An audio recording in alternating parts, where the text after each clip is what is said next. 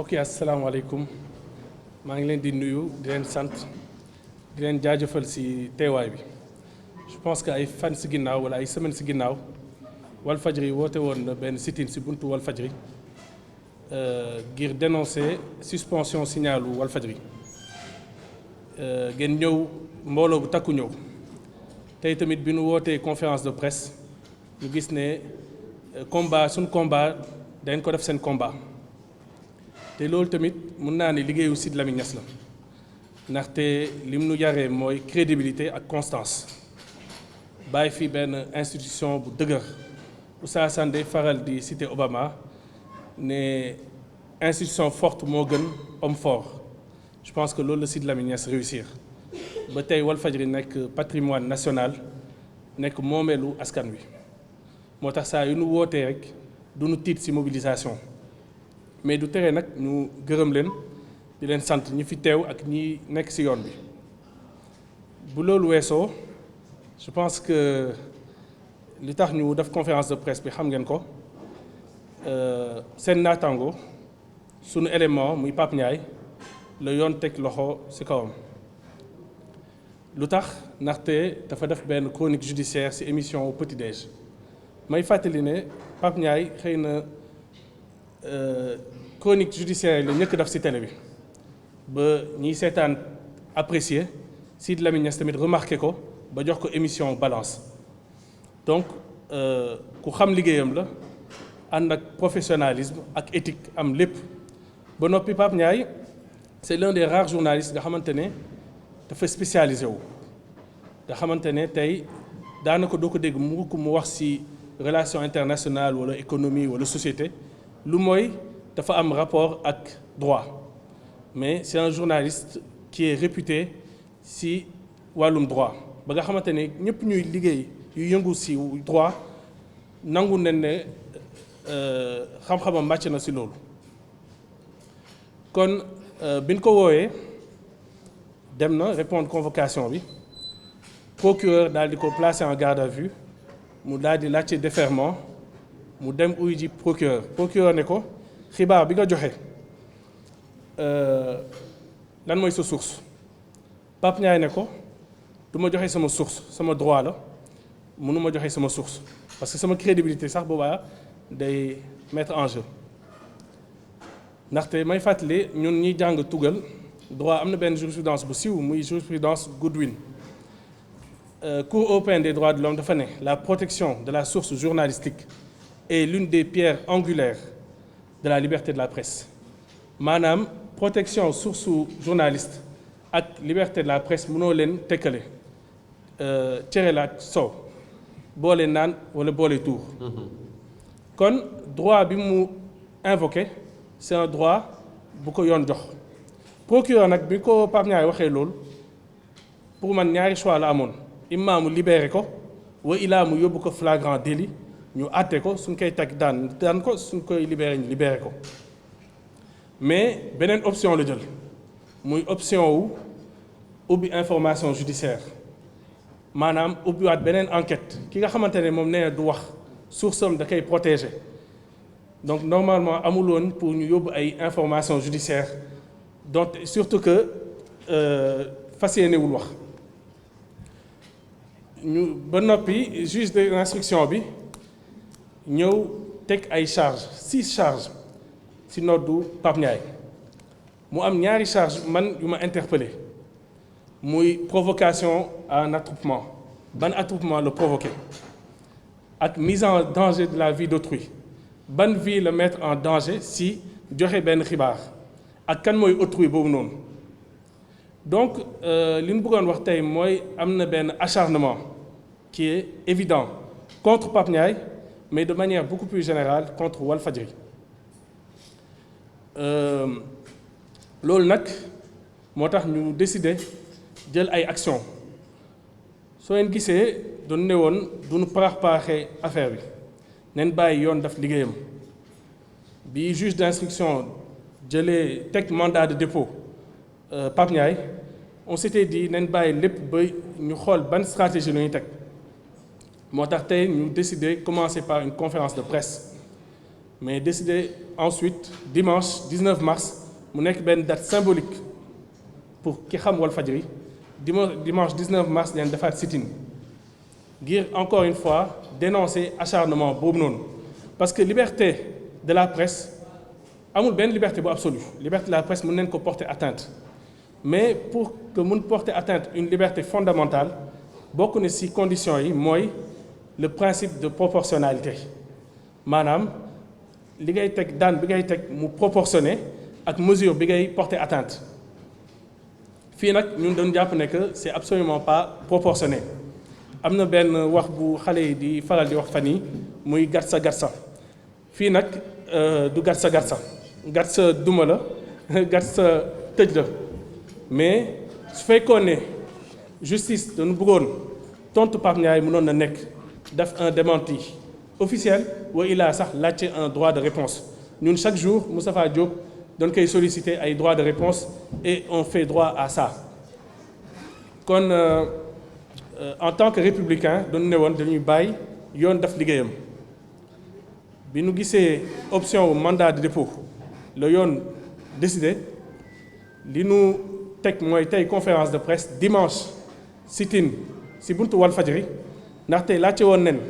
weer bi passé sit-in place de l'indépendance mais li nu gis mooy arrêté Ousmane Ngom moo ngi appliqué wu ba léegi donte CEDEAO ne c'est pas légal waaw loolu moo tax ñu ne léegi buntu Walfadjri daal suñu buntu kër daal mun neen def suñu manifestation amee neen suñuy télé amee neen suñuy rajo donc ñi nu war a dégg du deenu dégg ñaareel bi dinañ def une lettre ouverte au président de la République parce que jàpp nañ ne que mbir bi c'est politique ñetteel bi tamit su fekkee ne lii yëpp doyul parce que li ñu bëgg mooy la libération sans délai et immédiate de Pape Ndiaye su fekkee loolu doyul on va faire une série de manifestations lépp lu nu yoon may dinañ ko def donc loolu la ñu bëggoon wax te di wax ne que combat bi dinañ ko internationaliser waaw yëf yi du sénégalo-sénégalais yëf yi opinion internationale tamit dafa war a xam ne que Sénégal moo ngi ci guddi bu bëccëm setagul que ab journaliste bu joxe information tey mën nañ ko yóbbu information judiciaire mandat de dépôt nga xam ne xamuñu kañ lay génn donc loolu noonu tey lu ñuy dénoncer la loolu moo taxoon ñu ne dañuy def un discours en français pour interpeller l'opinion internationale. Donc tout d'abord, je vous remercie d'avoir répondu à notre appel. Comme vous pouvez le constater, en un mois, c'est la deuxième fois que nous vous convions dans les locaux du groupe Walfadjri afin de vous entretenir des injustices que subissent la presse en général et singulièrement le groupe Walfadjri. En effet, le 17 février dernier, vous avez été nombreux à faire le déplacement à l'occasion d'un sit-in que nous avions organisé pour protester contre la suspension de la diffusion de nos programmes. Ce 17 mars, nous sommes de nouveau sur le qui-vive, embouchant la même trompette de contestation. En effet, vous le savez depuis 2 semaines, un journaliste, votre confrère, est en prison, poursuivi dans le cadre de son travail. Comme nous l'avons indiqué dans notre dernier communiqué, en tant que républicains, nous conformant aux lois et règlements de ce pays, nous avions décidé de laisser l'affaire suivre son cours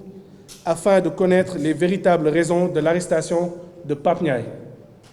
Seulement, notre surprise a été grande lorsque le parquet de Dakar a décidé d'ouvrir une information judiciaire et de confier le dossier à un juge d'instruction. Pour des propos tenus par un chroniqueur sur un plateau de télévision, le procureur de la République a estimé qu'il n'y avait pas lieu de retenir de flagrant délit et que Pape Ndiaye devait être gardé en prison pour mener on ne sait quelle enquête. N'est-ce pas là les premiers signes d'un acharnement? Mais notre désillusion a été encore plus grande lorsque le juge d'instruction qui a hérité du dossier a rendu public les chefs d'accusation qu'il a retenu contre Pape Ndiaye avant de le placer sous mandat de dépôt. Mesdames et messieurs les journalistes, contre votre confrère, il a été retenu provocation d'un attroupement, outrage à magistrat, intimidation et représailles contre membres de la justice, discours portant du discrédit sur un acte juridictionnel, diffusion de fausses nouvelles et enfin, mise en danger de la vie d'autrui. Vous le savez, ces charges qui ne sont pas imputées aux plus violents des agresseurs ne peuvent être retenues contre un journaliste sans susciter une indignation collective. En effet, les commentaires sont nombreux, mais jusque-là, aucun d'entre eux n'a réussi à expliquer en quoi les propos de Pape Ndiaye ont provoqué un attroupement, comme le sous-entend l'accusation. Comment ont-ils mis en danger la vie d'autrui? Qui est cet autrui?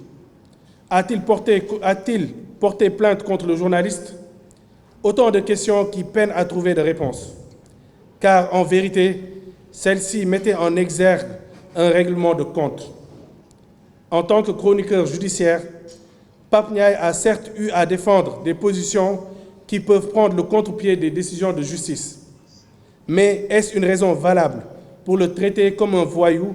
comme cela a été constaté lors de son défèrement au parquet? Est-ce un motif suffisant pour corser son dossier? Les réponses sont négatives, bien entendu. C'est pourquoi, mesdames et messieurs les journalistes, nous n'entendons pas cautionner cette forfaiture, la deuxième, en un mois contre le groupe Walfadjri. Faut-il le rappeler, le groupe Walfadjri,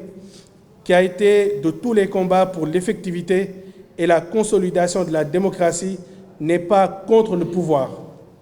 mais fort de plusieurs décennies d'existence et d'expérience, il compte demeurer un contre-pouvoir, toujours aux côtés du peuple sénégalais. Et comme il l'avait fait au mois de février dernier,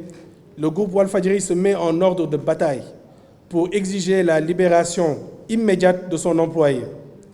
Ainsi, ce dimanche 19 mars, à partir de 15h, nous organisons un sit-in devant les locaux du groupe. Mesdames et messieurs les journalistes, nous vous invitons à vulgariser cet événement que nous organisons à une date aussi symbolique que le 19 mars, qui a vu Sidi Lamine Niasse, fondateur de ce groupe et monument de la lutte pour la liberté d'expression et de presse au Sénégal,